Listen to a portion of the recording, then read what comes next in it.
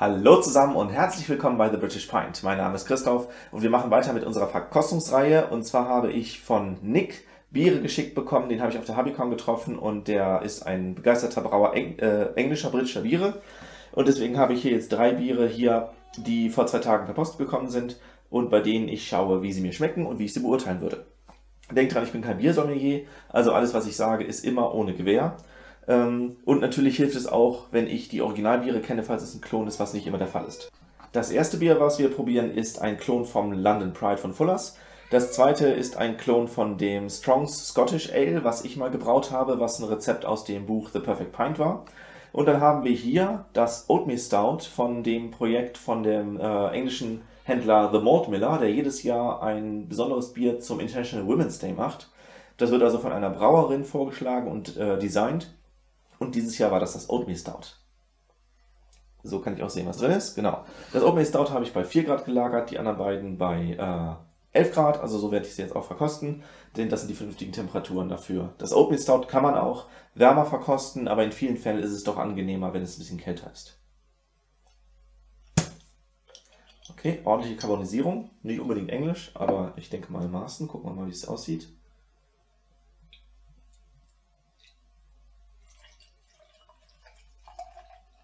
Ja, ein bisschen Schaumbildung. Also es ist nicht ganz extrem wenig, aber es ist, glaube ich, eine angenehme Menge. Farblich sieht das schon mal super aus. Wir haben hier ein tiefgoldenes, ja, das ist schon knapp jenseits von Kupfer. Das ist eher so, was kommt nach Kupfer von der Farbe? Bernsteinfarben. Also Fuller's nennt das ja auch Amber Ale, deswegen sehr gut getroffen. Dann riechen wir mal dran.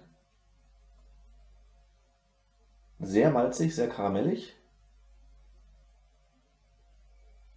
Ich vermisse ein bisschen die Hopfenaromen, muss ich sagen. Ich meine, so einen Ticken von der Orangenmarmelade mitzubekommen. Wobei ich jetzt nicht weiß, ob er auch genau die Hefe benutzt hat. Es stehen nicht allzu viele Infos dran. Außer, dass das im Februar abgefüllt ist. Ist also nicht mehr ganz knackfrisch. Wir haben jetzt Anfang April. Könnte also auch ein ganz klein bisschen weniger frisch sein. Dann sind die Hopfenaromen natürlich schwächer. Riecht aber erstmal sehr karamellig.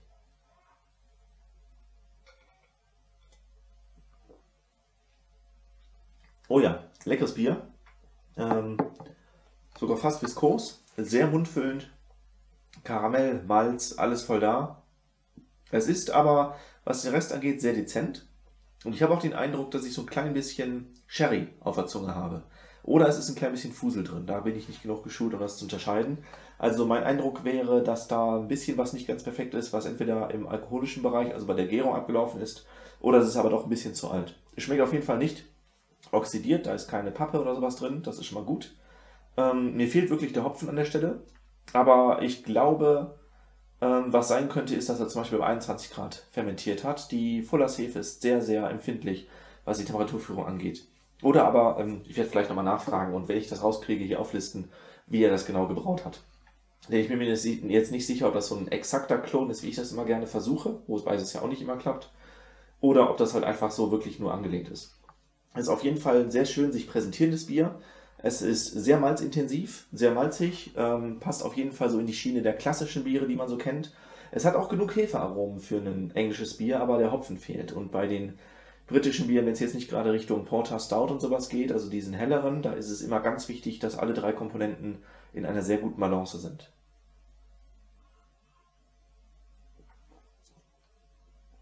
Ja, schön süffig, kann man gut wegtrinken. Also es ist eigentlich nur so ein bisschen stärkere Süße, die so ein bisschen schärfer ist. Und ich meine, das ist jetzt aber mein Eindruck, dass da vielleicht noch ein bisschen Fusel oder so ein bisschen Sherry-Aroma oder irgendwas in der Art noch mit dabei ist. Also es ist nicht so ganz perfekt abgerundet und ich würde auch sagen, deswegen nicht fehlerfrei. Aber wie gesagt, ich bin kein offizieller, zertifizierter Experte. Ich bin ein YouTube-Experte und das sollte man immer ein bisschen kritisch hinterfragen. So, das Strong Scottish Ale ist auch gut carbonisiert. Sehr knackig. Oh ja, das kommt entgegen. Das ist vielleicht ein bisschen für eine kältere Temperatur gedacht gewesen. Oder es ist wirklich Gushing. Gucken wir mal, ob ich da eine Wildhefe drin schmecke. Das kann ja sein, ne? Wenn man irgendwelche Kontaminationen hat, dass es deswegen gascht oder dass es einfach verrechnet. Das ist ja doch am häufigsten der Fall. Ich versuche mal ein bisschen schneller einzugießen, dann geht das bestimmt. Ja, das ist schon ziemlich viel Druck, muss ich sagen. Also das ist echt knackig. Das ist ganz eindeutig nicht so beabsichtigt. Dann werde ich mal gleich ein bisschen sauber machen müssen.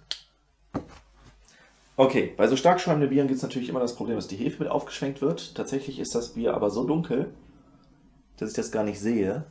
Ich denke auch mal, da ist auch eine Trübung drin. Also ein bisschen Hefetrüb wird sein.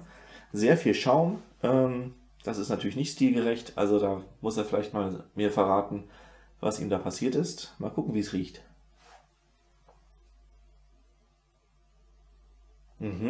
Es riecht nach einem sehr dunklen Bier.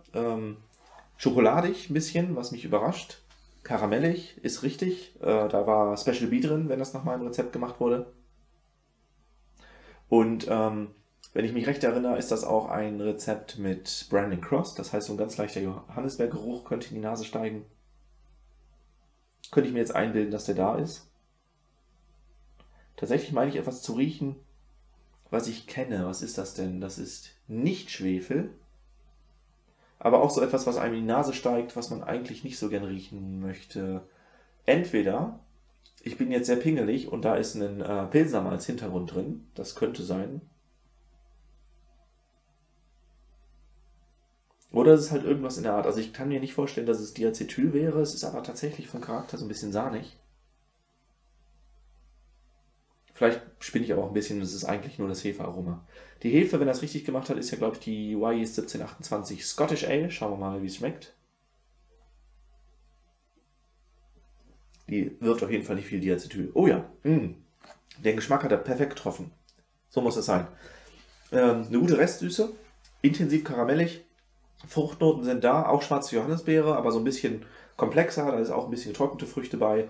Das ist richtig schön. Das Bier ist ja, glaube ich, auch sehr stark. Stand das auf seine Flasche drauf? 7,9%, vielleicht sogar noch ein bisschen mehr. Was tatsächlich sein kann, ist, dass ihm die Hefe eingeschlafen ist. Bei so einem starken Bier kann das passieren, wenn die Hefe davon überfordert ist, dass die dann irgendwann dicht macht und dann fängt sie halt 2 Monate später wieder an. Ich habe gerade gesehen, das Bier ist auch aus Januar, also das kann gut passiert sein, dass es jetzt ein bisschen nachgereift ist. Also nachgegoren tatsächlich. Ja, also im Geruch ist irgendein ganz kleiner Fehler drin. Da bin ich mir nicht sicher, was es ist, weil ich bin bei manchen von diesen Gerüchen auch nicht in der Lage, die gut zu unterscheiden. Da fehlt mir die Schulung. Es könnte auch, da habe ich mich aber schon mal in die Nesseln gesetzt, DMS sein. Das hängt aber wirklich davon ab, ob derjenige dann sagt, oh ja, beim Kochen war ich ein bisschen schlampig oder sowas. Wenn das natürlich nicht der Fall ist, dann ist es nicht DMS, sondern was anderes, was auch irgendwie bei mir das gleiche triggert.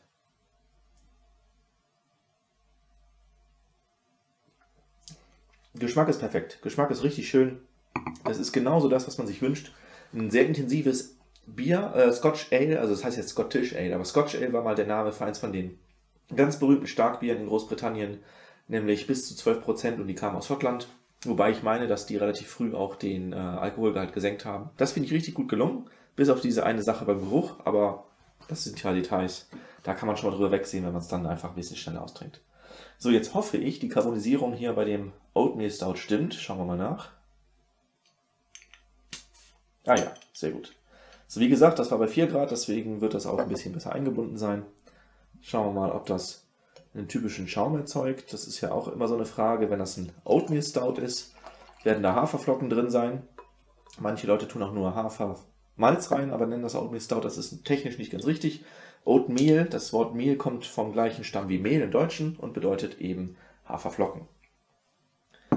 So, Pechschwarz, das ist schon mal sehr schön. Der Schaum ist auch ein bisschen braun.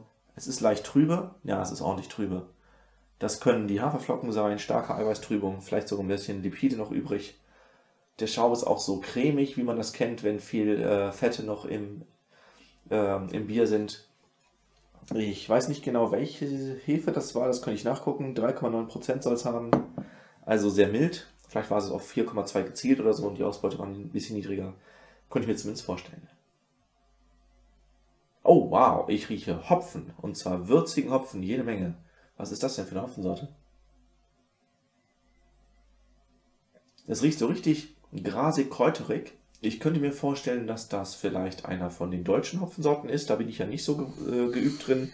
Wenn ich mir das Rezept vorangeguckt hätte, was eine gute Vorbereitung gewesen wäre, aber was ich natürlich nicht gemacht habe, das kann ich euch vielleicht hier rechts einblenden, weil das kann ich ja nachgucken von dem Shop The Malt Miller. Dann wüsste ich jetzt auch, was für eine Hopfengabe das ist. Die ist auf jeden Fall wirklich in der Nase, kräuterig, grasig. Es ist ganz eindeutig eine späte Hopfengabe, würde ich sagen.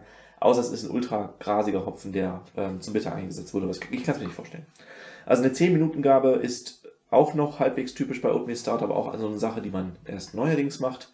Und Whirlpool oder gar Hopfenstopfen, das ist extrem modern. Da ist man vielleicht seiner Zeit ein bisschen voraus. Oder aber es ist ein sehr amerikanisches Rezept.